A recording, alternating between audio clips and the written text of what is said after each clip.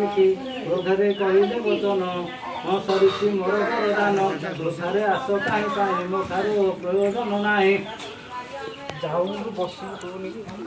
ए कहूछि शेष कथा मोर तुरंत फेरी जाओ घर एते कथा करिले अनान भगिब ता परिवार विनय सावित्री कहिला मो कथा सुन टिके बोले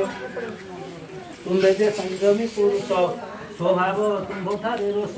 निज वचन निजे बोले कौच जीवाई चले सत्य हार तुम्बे जेबे कि दश रही तेबे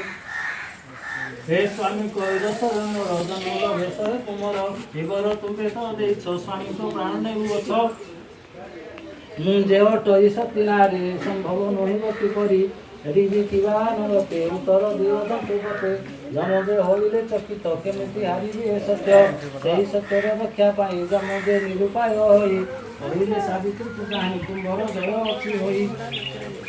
तुम्भर सतीत बलिरे जितिला हे तले विष्णुजे मते माया बले मोहिले लक्ष्मी सकाळे एमिति सचेत माया रे मोहित हेले तू मोटारे पुरुष सत्यवान मत मारी बलान पुरकार जमल गिरि मोहना अत्यंत प्रसन्न जाऊ हे जीवर सत्यवान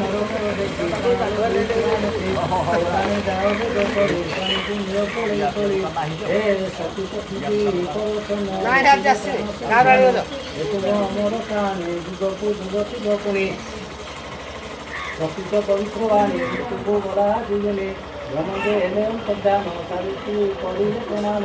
हेरिले सत्य सत्य काउंटी परसे जन्मे उठिला तुझे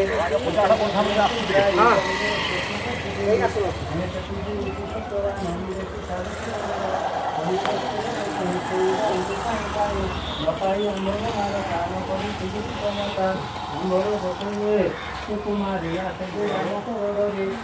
सावित्री कहिले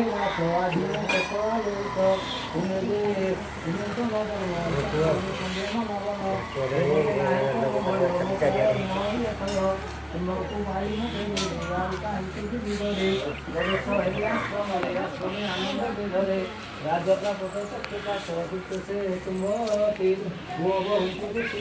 आनंदे लुह गले धरी आश्रमवासी समस्त बेचारी सावित्री कहिले बुझाई जगत बरदा नहे होइले सफल वृत्तांत शरीरे होइले चकित धन्य सावित्री धन्य बोले आश्रम उठिला उछोले तोमरा जति फेरी गले दूत मान राजा देले देवराजांक सत्यवान दिले प्रजा कुलमान राज्यवासी हेले गुणे सावित्री कहानी